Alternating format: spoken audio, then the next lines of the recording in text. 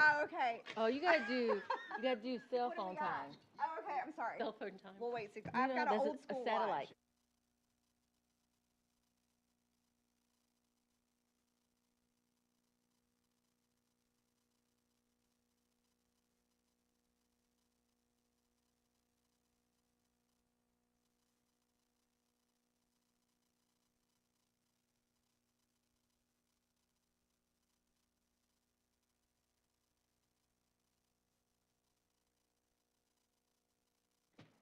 Erica's giving me the eye. Okay. Officially called to order the City of Travelers council meeting for Thursday, March the 9th. We appreciate everyone for being here tonight, and I'm very excited to have Erica running the show over here for us in Carson's absence. If you will please stand for the Pledge of Allegiance.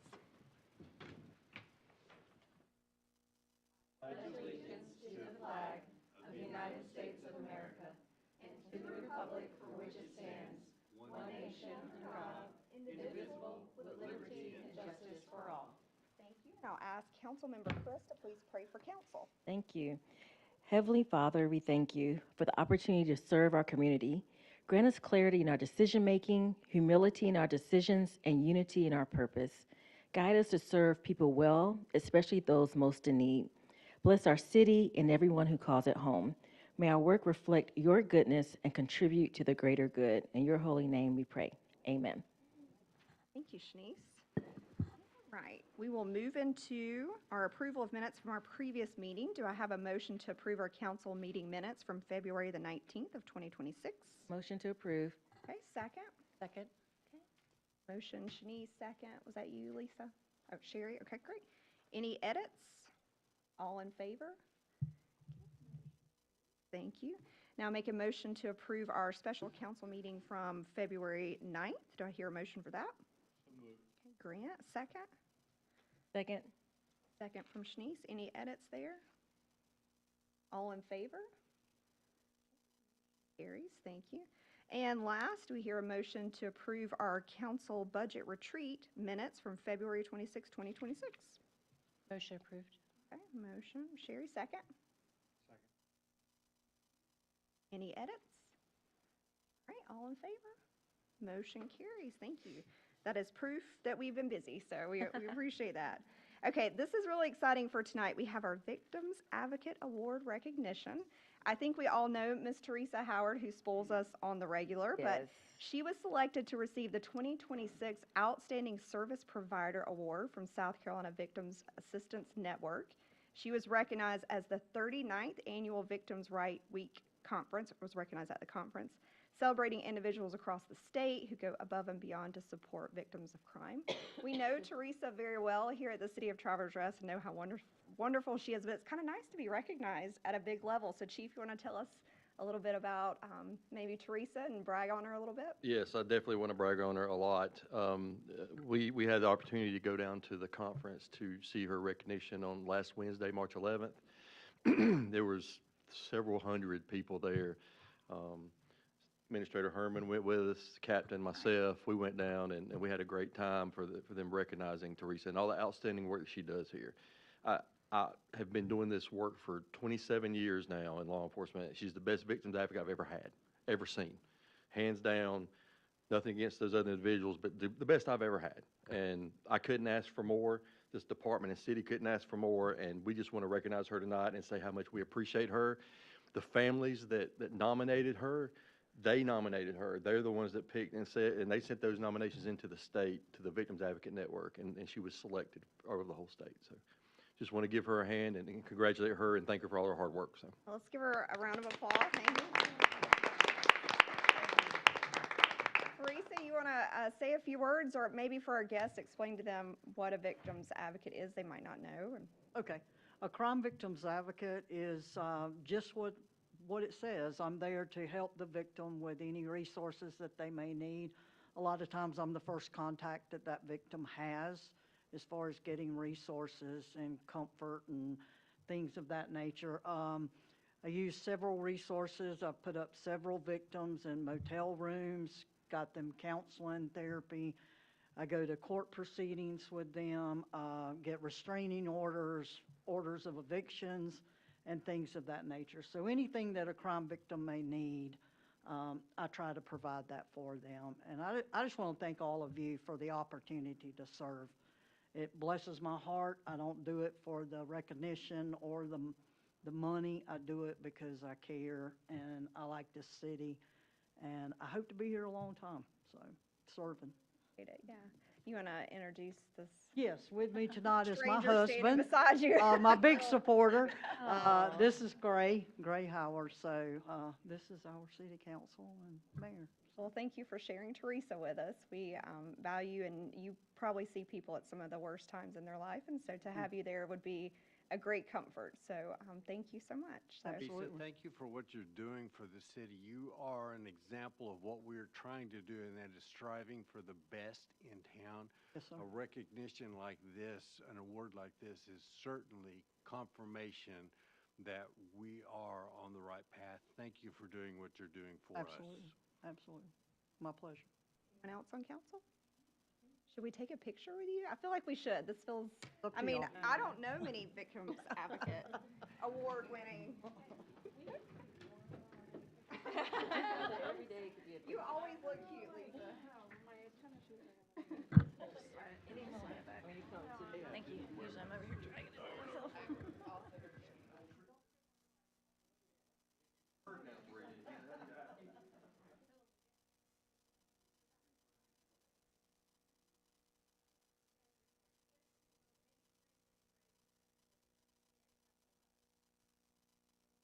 Ellie, I don't know that we're gonna see you very well there. All right, 3, 2.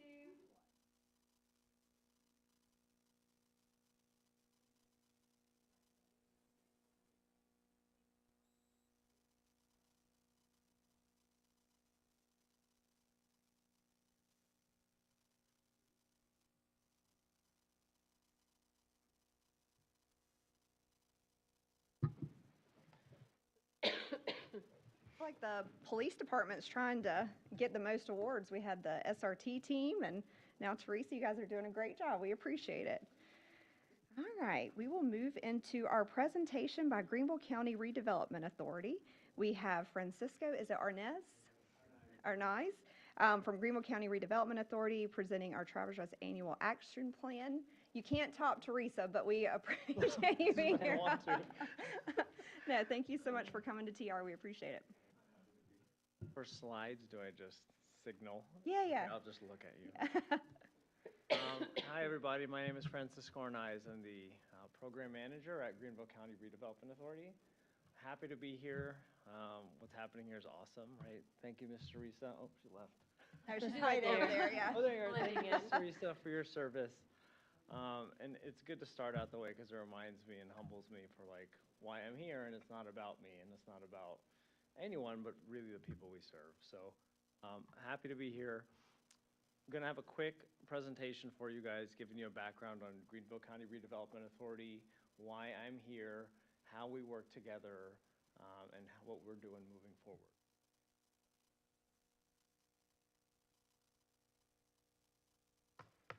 So just quickly introduce myself. I've been at Greenville County Redevelopment Authority since 2022, but I've been in the housing and community development field for over 15 years. But I'm happy where I'm at, and it's a great place to be. Purpose of this meeting, so we have what's called a cooperative agreement together.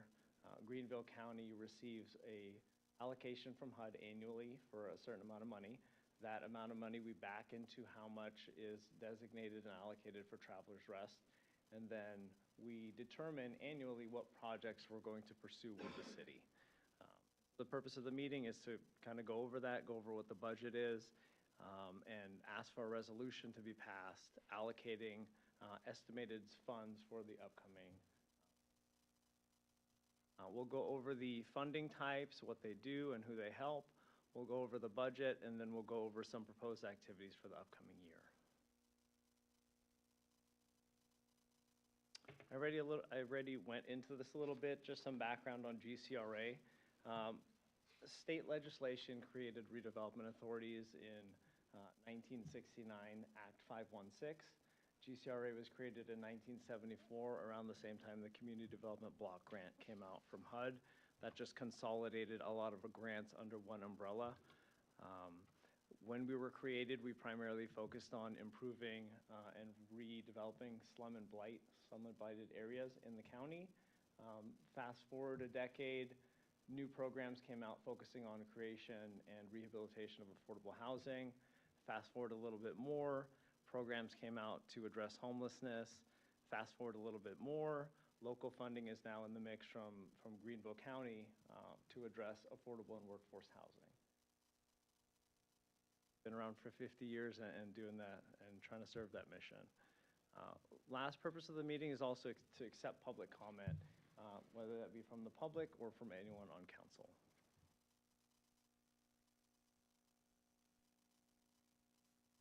As I already mentioned, the Urban County Agreement, it's an agreement that happens every 3 years. It's renewed on a 3-year cycle.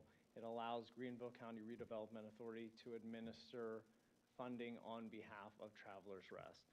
What that means is, as I mentioned, we are given a single dollar amount for Community Development Block Grant, home funds, and emergency solutions grant funds annually. We back into the amount that's designated for Travelers Rest based on population, number of overcrowded units, and persons' poverty. These are numbers that come out of American Community Survey data. So we back into this number, that sets the budget for the upcoming year, and that Urban County Agreement is that agreement that binds us together and lets us administer it for you. So, as you know, as you're familiar with perhaps city comprehensive plans, HUD kind of followed that format and said, we need to create action plans. So this is a planning document for the upcoming year based on what we expect to receive, what goals we're going to pursue, what activities and projects we'll be focusing on the upcoming year. And so this is a document that we produce, we put it on our website, we make a public notice for it, and then we do a public hearing about it as well. So that's the cohesive document that comes out of all of these municipal meetings, and then working within municipal budgets and also the county budget. That'll be available around April.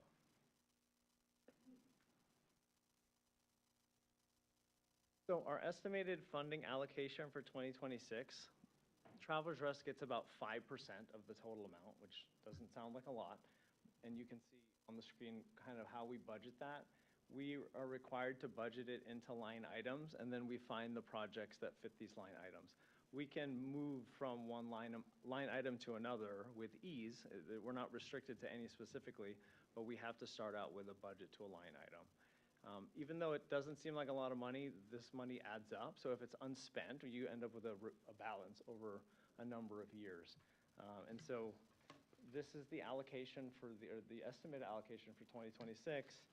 But Travelers Rest balance is approximately, I think in total about 800,000. That's split between able to be used for housing or for public facilities, public infrastructure, public service programs, and other things to benefit low to moderate income residents. Can I just ask a quick question?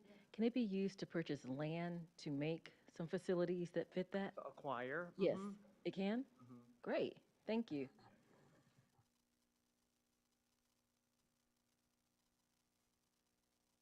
So that's our larger funding source is Community Development Block Grant. As long as the primary benefit is to low to moderate income households or persons, this funding source can be used for projects that benefit them. Wide range of activities, things like housing rehabilitation, public service programs. Examples of that would be senior programs, youth programs, programs that you can imagine other nonprofits also run. So this can be, public service programs can be administered by a nonprofit or also by a municipality. And then also public infrastructure and facility projects. Sewer, water, roads, there's a lot under that umbrella. What's not on here is also facade improvements for businesses, for example, on the main street, and economic development activities as well. You can use it for that, or you can't use it for that? Can, as Okay. long as we're, the part that we're doing is making the case for and documenting that the activity is benefiting low to moderate income households or persons or an area. Do you mind telling me more about the senior program that is that coming out of the home funds? No, so we can Or- fund supplies, materials for senior programs, even staffing, right? We're limited to a ceiling on how much we can do for that. But if anything that's benefiting seniors, there's a high likelihood we can make that work. Okay, thank you. That all still, though, within the low to moderate income range is still tied to that senior portion also, correct? So seniors have what's called a presumed client benefit. So by virtue of being seniors, we don't have to then consider their income range.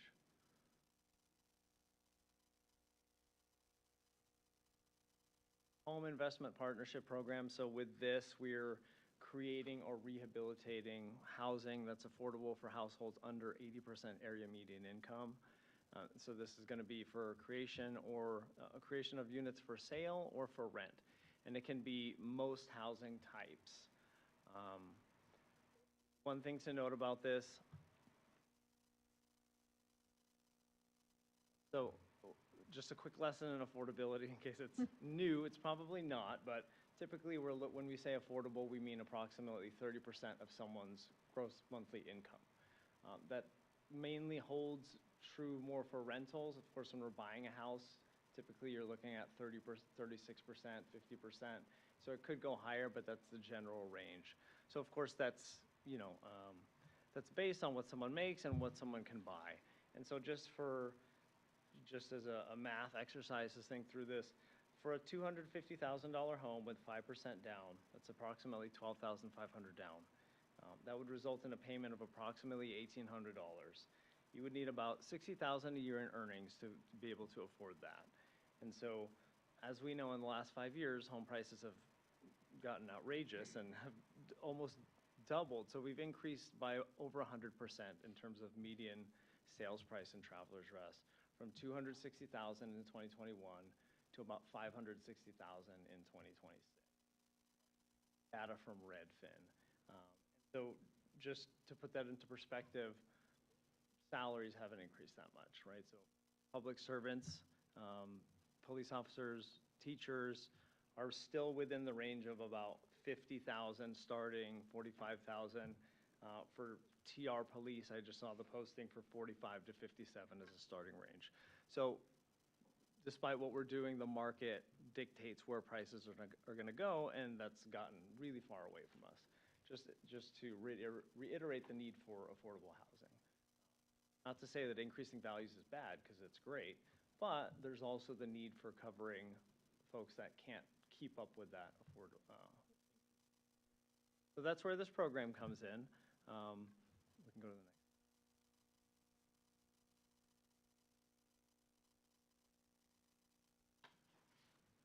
So there's different ways we try to make an impact when it comes to affordable housing.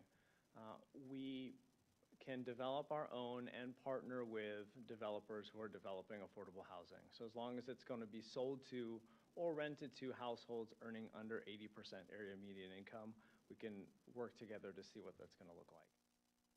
Also have a down payment assistance program. So as I talked about earlier, that down payment assistance number, we work with a partner called Community Works Carolina, and they administer the down payment assistance funds, GCR's down payment assistance funds, as well as their own. We have an investor program, so if you think about if you're an investor and you have some rental properties, perhaps it might need some repair, we can contribute funding to repair it as long as then the home is rented to someone that can afford it that's earning under 80%. Have the additional funding source I mentioned, Greenville County also annually looks at what they'll budget for affordable housing funds on with local revenue. And so we use that funding to program into their for sale projects. So if we're building, if we or partners are building single family homes and selling them, or in a lot of affordable apartments. So we cover the gap between what rents can't cover when it comes to finding permanent financing. So we're we're active in that area too. And so that brings me to our next slide. Past projects, so we are not super active when it comes to housing projects with Travelers Rest, but we have been involved highly with Harmony Ridge. This is a senior apartment complex up here. It reached the expiration of its low-income housing tax credit compliance period recently, in which it was then purchased by Greenville Housing Fund with American Rescue Plan. This is going to be a long history lesson, bear with me. It was purchased with $1 million from American Rescue Plan funds in order for Greenville Housing Fund to take it on and keep it affordable. GCRA has, over the past 3 years, invested in funding for repairs. So first round was to replace HVACs. Second round was more HVACs. Third round is going to be other capital needs for the project. And so, but what are we doing? We're keeping this senior apartment complex in good physical condition and affordable. So that's something we're proud to support.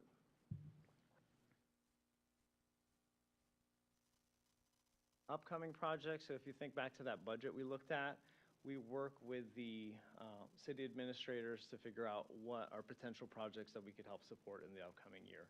And one that's been identified is a connection between the Athens neighborhood and connecting that to the SRT, which passes nearby. And so that's something that's the proposed project. We're still thinking through timeline, budget, things like that, but it is an eligible project, and we've vetted that for its eligibility. So that's something we're going to Be a cool project. Yeah. Next step, so we put out a public hearing notice about a month ago for this presentation we're having, so we can take public comments during this presentation. Anything emailed to us, and that's until March 27th. And also the resolution we'll have and bring back, and that'll be part of our package to be submitted to HUD, showing that we've gone out for public comment, gotten the budgets approved from the municipalities, and then becomes a part of our package for our action plan, which acts as an application to HUD for funding.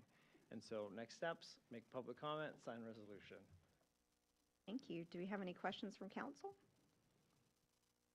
Yeah, any questions? Is it still mostly the Athens community that qualifies as an area, or are there any other pockets within the city? I haven't looked into all the different pockets, but I know as a city, the ACS data still shows TR as a whole, primarily low to moderate income, meaning more than 51% when you take the city as a whole. More than 51% of households are under 80% area median income. I don't know if that still holds if we were to take a poll right now, but based on ACS data, which is about a year behind, that still holds. So if there is a citywide project that justifiably makes sense, that it will benefit the entire city, and that's the service area, we could possibly consider doing that. That's good to know. I've always just had Athens, and I think at one time we did Toller surveys and Lorraine Drive just to see if that was something too. So, okay, great. There is an option too. Anyone else on council have any questions? You said like you could do sidewalks and road infrastructure and all that with the funds, is that correct? Mm-hmm. Okay. As long as those roads or sidewalks, we can tie it back to benefiting a neighborhood or, likely not individuals, but usually an area. It just documents it. Well, if it's okay with you, and if you want to hang out for a minute, we can move into number 6, our public hearing. So if anyone here, our visitors for tonight, is interested in speaking in regards to Greenville County Redevelopment Authority Annual Action Plan, I believe we have anyone. And if council's okay, if someone shows up later, happy to answer any questions. But otherwise, thank you so much. We appreciate it. And that contact information was on there. So if someone wanted to ask a question after the fact, we could. Okay, great. Thank you so much. We appreciate it. Have a safe trip home. Shannon, is it possible that we get an email of the slideshow? Okay.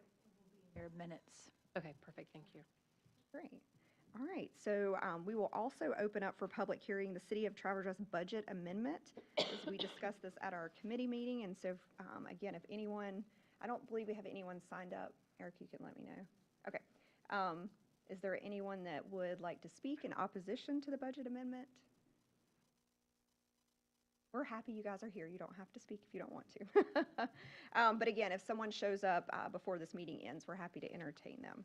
All right, so we will close our public hearing. I don't need to leave it open a particular amount of Ma'am, time. Okay, great. We may want to call for anyone who wants to speak in favor as well. just Okay, a I'm sorry, point thank of you. order. Anyone would like to speak in favor? We'll close public hearing. Thank you for that. All right, next we have citizen participation. We have Mr. Bill Campbell speaking to us in regards to Pinestone speed bump. Thank you, Mr. Campbell. We appreciate you coming. You have 5 minutes, and typically you just address council, and then we'll follow up with you afterwards, but we appreciate you being here tonight. Good evening, Mayor Amadon, council members. Thanks for having me. My name is Bill Campbell. I've been a resident of TR since May of last year. While I'm still relatively new to this community, my wife and I chose TR very intentionally. We both grew up in small towns, so community and safety matter deeply to both of us. Value the small town feel, the sense of safety, and the strong connection between residents, small businesses, city leadership, and public services. It's a place that we are proud to call home now. I appreciate the privilege of being able to address you this evening, and I want to begin by saying thank you. Thank you for the work that you do on behalf of this special city, for being accessible to residents like me who care deeply about the safety and quality of our neighborhoods. I'd also like to extend a sincere thank you to Chief Ford. Chief Ford personally called me to help me understand the process for raising concerns, and I appreciated both his time and his willingness to listen. I'm also grateful that the department placed a speed and volume sensor in our neighborhood to better study the traffic patterns. That gesture alone reinforced my confidence that public safety here is taken very seriously. I live in the Pinestone neighborhood right on Lumpkin, right near Row Road. You all know it well. My home office is literally in front of the house and it faces the street, which means I see and hear traffic every single day on that street. Cars routinely speed down our street, either heading towards Row or coming off of it. In some instances, the speed is genuinely startling. Like, it's not just a feeling, it's the kind of speed that makes you pause mid-sentence, look up from your work, and hope and pray no one is stepping into the street. It's not an occasional issue, it's daily, and it's consistent. Each weekday, we have a school bus that travels our street. Children live across the street. People ride bicycles, they walk their dogs, they jog, they check their mail. It's a residential street. It's not a cut-through. It's not a pass-through. It's not a shortcut to save a few seconds. Yet the behavior that we see suggests many drivers treat it that way. So I want to be clear with everyone. This is not about inconvenience, it's about prevention. Speeding in a residential area dramatically increases risk. Risk to children, risk to pedestrians and pets, to cyclists, to homeowners simply backing out of their driveways. It takes one moment, one misjudgment, one distracted driver, one vehicle going too fast, and that situation becomes irreversible. That's why I'm here to advocate for the installation of an additional speed bump on our Lumpkin Street, additional signage if possible. We have one speed bump, it's close to the State Park Road, but we desperately need another. Speed bumps work because they change behavior. They don't rely on enforcement because enforcement's got to be present at the exact right moment. They don't depend on signage alone. They physically signal to drivers that this is a place where people live, where caution is required, and where speed has consequences. A speed bump doesn't punish responsible drivers, it protects responsible citizens. I understand these decisions require data, process, and balance, and I appreciate that. But I also strongly believe that we already see the problem. When residents are raising concerns, when school buses and families are involved, and when the solution is proven and targeted, we should act before something tragic forces our hand. TR is a community that values safety, livability, and thoughtful growth. That's what we love about it. Installing a speed bump on Lumpkin would be a clear and visible expression of those values. I want to thank you all again for your time, for your service, and for your consideration. I appreciate the opportunity to speak, and I'm very grateful to be a part of TR. Thank you.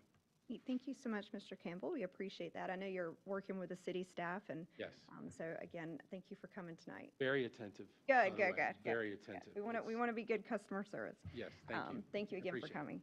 And then for council and newbies, in case you know, or you might know this, and our ordinance has very specific rules for speed bumps. And so working with our city staff and Mr. Campbell, we'll see what we can do, but we appreciate that.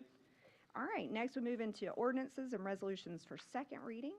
Do I hear a motion? Actually, I'm sorry, Chair Baumgartner, this is you, I think. Updated park rental fees and reallocated funds. Okay, so I make a motion to approve the second reading of ordinance O-01-26, amending the fiscal year 2026 budget to include updated park rental fees and allocate funds. Great, you've heard that motion. We have a second. Second. Second, Lisa? Great, you wanna give us a summary? Let me give you a Thank little bit of a background of this. This ordinance provides the structure necessary to equitably charge groups to use the newly acquired park space. The ordinance also addresses the $315,000 in non-departmental that covers the pay increase implemented January 1st and the comp time payout that occurred in December and January. It upped the approved amount between departmental salaries, taxes, retirements, and comp time to align the budget with actuals. There will be some funds left over that will remain in non-departmental area also. Any other? Councilmember Baumgartner, I believe that sums it up. Happy to take any questions. Questions from council? All in favor? Okay, motion carries. Thank you for that. Next, we'll move into our committee reports. We have our Personnel Committee Chair, Chris. The Personnel Committee met on March 8th to approve the February 19th minutes. Your Public Works Committee Chair, Lane. The Public Works Committee met on March 9th to approve the February 19th minutes. The community gardens at Trailblazer Park are doing well so far, with several community members already beginning work on their plots. Residents are able to sign up for garden plots through the website. Jimmy Ferguson recently passed away. His funeral was March 10th at 2 p.m., and a glass recycling and shred event is scheduled for March 28th. Lisa, Public Safety Committee Chair, Byers. The Public Safety Committee met on March 9th to approve the February 19th minutes. The committee reviewed the following from the February public safety reports. For police, the department logged 468 training hours. The department conducted 7 public training events with 206 attendees aimed at educating the community on safety practices. The special response team was introduced and recognized by Council in Chief Ford. For fire, call volume remained normal. All personnel completed emergency medical responder training, resulting in 543 training hours. The department responded to 2 structure fires and was featured in local news coverage. Crews arrived quickly on both incidents, serving as the first or second unit on scene. There is currently 1 open position in the department. An offer has been accepted, and the candidate will join after fulfilling prior commitments with their current employer. For building, there were no specific highlights for the building department or municipal court. Activity is steady, with several neighborhoods beginning development and an increase in permit applications, reflecting improvement from the end of last year. Kelly, Planning and Development Committee Chair, James. The Planning and Development Committee met on March 9th to approve the February 19th minutes. 314 Main Street and 109 Devil Dog Lane were identified as rezoning and zoning map amendment requests. A Planning Commission public hearing will be held on March 26th. The LIVA groundbreaking is scheduled for March 25th. 53 trees were planted at the YMCA, bringing the total to 100 trees planted for the budget year. On March 19th, City will give a presentation to the Greenville County Historic Preservation Commission for certificates of appropriateness for Dicey Charters of Freedom and the Children's Botanical Garden. Shade options for the fitness court are under review. Current consideration is limited to shade over benches rather than the fitness court, as covering the court is not financially feasible at the moment. It was confirmed that a water fountain at the fitness court is included in the budget. However, installation is complex due to the need to establish a water source and wastewater drainage. The city is working to address these requirements. Thank you, Catherine. Ways and Means Financial Report, Chair Baumgartner. The Ways and Means Committee met on March 9th to approve the February 19th minutes. A motion to send the sidewalk easement agreement with the Leva project to full council was approved. This agreement sets up to 20-foot easement with a sidewalk along Beaver Dam Creek. The developer builds it, then the city takes ownership once completed and maintenance, with the option to add amenities later to improve connectivity. A motion to adopt and send the City of Travelers Rest budget retreat goals to full council was also approved. City Council set priorities for this next year, a must-do, should-do, and could-do list, and this resolution directs the city administrator to carry those out. A motion to send a community investment project, CIP, for stormwater infrastructure to full council was also approved. The city plans to build a new pond with walking trails at Trailblazer Park to improve drainage and free up space for future park use under this CIP application. Most of the $1.67 million project would be funded by the state, with the city covering a smaller matching portion of $333,338. And a motion to send a second CIP for fire air packs for the fire department to full council was also approved. The fire department is seeking state funding for new air packs to keep firefighters safe and up to standards with no match required by the city. That ends my report. Thank you, Grant. That concludes our committee reports. We'll move into ordinances and resolutions for first reading. Grant, I believe you have both of these. The first one, resolution to adopt our budget retreat goals. I make a motion to approve resolution R-01-26 to adopt the City Council of Travelers Rest budget retreat goals. Okay, you've heard that motion. We have a second. Second. Okay, second was Shanice. You have a summary for us, Grant? I do. This resolution outlines how the City of Travelers Rest budgets its money. It also gives City Council the authority to manage and make changes to that budget if needed. The resolution will take effect on March 19, 2026. Any further discussion or edits? All in favor? All right, thank you so much. Our retreat goals passed. That's exciting. Thank you, Shannon, for organizing all of that and with the whole team. That was I thought we had great participation did from too. all the council, and it was very productive. I enjoyed it. Thank you. All right, next resolution for allocation of our CDBG funds. I make a motion to approve the first reading of resolution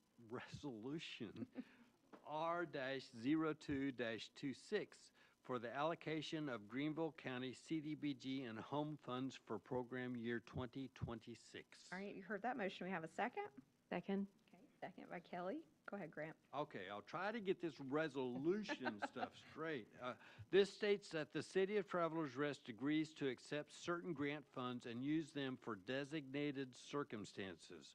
Approximately $24,000 in home funds will go towards building a new affordable housing unit, while approximately $71,000 in CDBG funds will be split between economic development, demolition, building improvements, and infrastructure projects. And these are all approximates. We do not know because the funding never comes in at exactly when we approve all of this. These are all actually looking back towards what they had from last year. We'll know what these end up being exact at a later date. Am I correct on that? I did not ask him that, but I'm. You? I'm sorry, did I do a motion in a second? That was summary. Okay, great. Any further questions, conversation? I have a question. So from what, and I just want to make sure I understand properly, the funds and what he showed as allocations were just generalities and things can be moved and shifted around if necessary, correct? Within As that, needed. within the parameters of that fund. 'Cause Yes, These yes. are all designated funds that have specifics within them, yes. Okay, fantastic. Thank you. I'm pretty sure we used that money for the Harmony Ridge portion for the city. Is that correct too? Okay. Mayor Amadon, you did, and you also used your Recovery Act funds to Right, match it. okay, great. Thank you. Any further questions? All right, all in favor? Motion carries. Thank you, Grant. I love it when you mess up words because you made fun of me that time, and so this is what happens. This is what happens. I'm not saying Red Ribbon Week. It's hard when you say it fast. All right, old business, we have none. New business, this is exciting. We have our sidewalk easement agreement with Liva. Grant, it's you again. I make a motion, I'm looking here, I make a motion to approve the sidewalk easement agreement with the Leva project. Okay, you've heard that motion. We have a second. Second? Second from Sherry. Any further discussion? All in favor? Motion carries. Thank you. All right, approval of community investment project for stormwater. Grant Baumgartner. I make a motion to approve the community investment project application for the stormwater infrastructure. Okay, you've heard that motion. We have a second. Second. Okay, second by Lisa. You got a summary for us? For any The notes? Okay. summary, we kind of went through that just to let everybody know, especially those that may be listening. This is actually a grant coming from, once approved, coming from the state. The grant is approximately $1.66 million to upgrade this stormwater infrastructure that is at the park and do some great stuff around that. The city's match, excuse me, the city will have a match of right around $333,000 for that we already have. Shannon has identified where we can get that from, and we have availability of that, correct? Further discussion? I just want to set expectations for the community. I can't remember if we talked about this in our last meeting, but what's the percentage likelihood that we would receive those funds? I can probably, I don't know if I have a percentage, but I was listening to the MASC's Dome to Home podcast today. So the earmarks are more than the money that they have. So I was like, I don't know. Will we 50-50? Maybe we get it, maybe we don't. I don't know. You might have a different percentage, but. Mayor Amadon and Councilmember Byers, I wouldn't presume to set a percentage on there. I will say that we have strong advocacy in Senator Elliott, and that he complimented the city on reasonable requests, and he felt like the amounts that we have requested are achievable, whereas maybe some cities and entities had higher request amounts. So he felt like it was a positive application for him to support. And I'm also correct on that. He came to us and asked us if we had any projects that we might like to submit also, correct? Yes, sir. so if we did not receive this funding, would this be something that we would pursue immediately or wait until? That's a great question. If we did not receive this funding, we would have to regroup with council to identify where and when and what money we would come up with if it meets the list. Thank you. I think What's they the talk- time frame? I'm Sorry. No, go ahead. The time frame for when the applications, if it is accepted and we do get the money, when is that? It has gone through the Senate subcommittee for finance, excuse me, has gone through the Senate subcommittee for finance. I apologize, that's a different bill. By the end of the session, they have to pass the budget, and this would be a part of the budget. Can you remind me and everyone where the match is coming from? Yes, it's coming from our sewer fund. That's what it's named. It was money that was left over after the sale of the sewer, which is allowable for use for anything related to sewer or economic development or anything that council sees fit.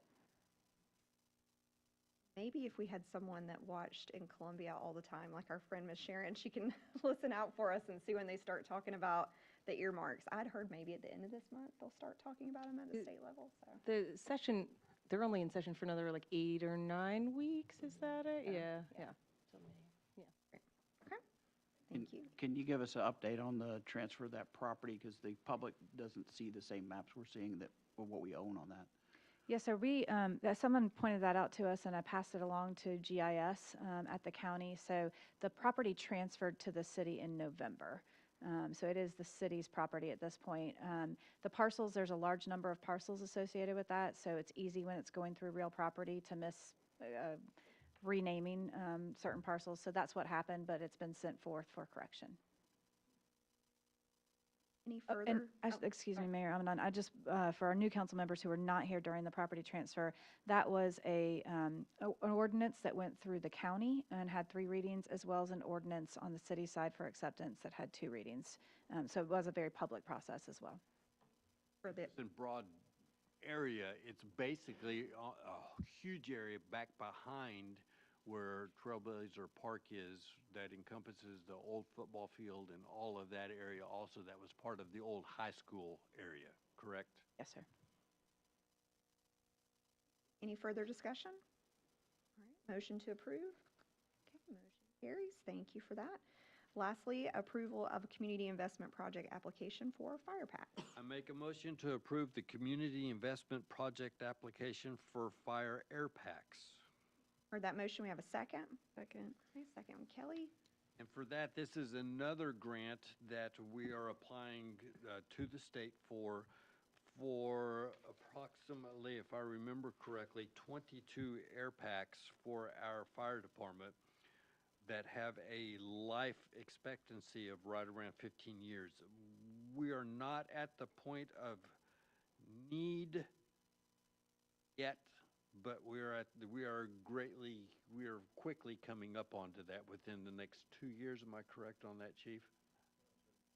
About 2.5 years. So we're trying to be proactive on this and looking ahead, and this is a great way to invest in our community, in our fire department. Further discussion? Favor? Thank you. All right, next we will move into executive session. Do I hear a motion to move into executive session to discuss Project Cornerstone? Motion. Motion, Shanice, do I have a second? Second. All in favor?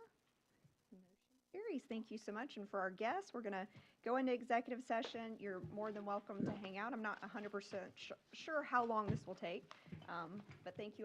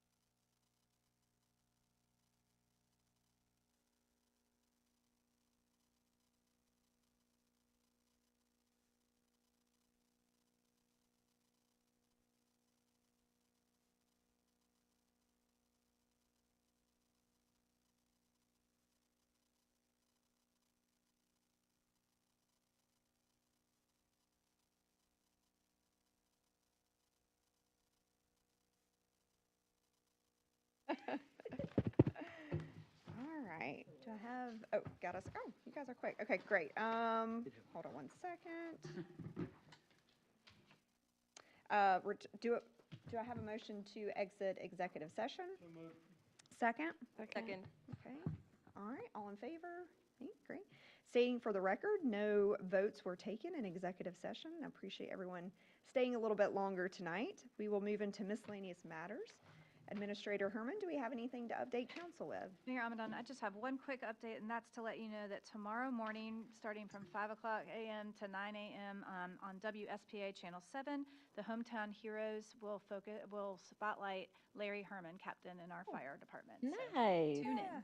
I already saw a preview to it. It's really cute too. So Aw. yeah, it's good. Right. I also want to thank, well, Shannon, if you will let staff know, for the funeral last week. We had such a good showing from the city. It made me really proud, and I think Jimmy would appreciate that. It was really, really sweet. So I assume you shut down City Hall because there were so many of us there. So thank If you you for don't that. mind me saying, I had to miss it to go testify at the Senate, so I was just devastated to miss it. But Carson and Erica split the receiving line and the funeral so that we kept City Hall open, but everyone was able to attend. Very sweet. Right. All right, does anyone on council have anything for the good of council? Motion to adjourn. Second? Second. All in favor? Awesome, thank you guys, appreciate it. Erica, good job. You did it. Yeah.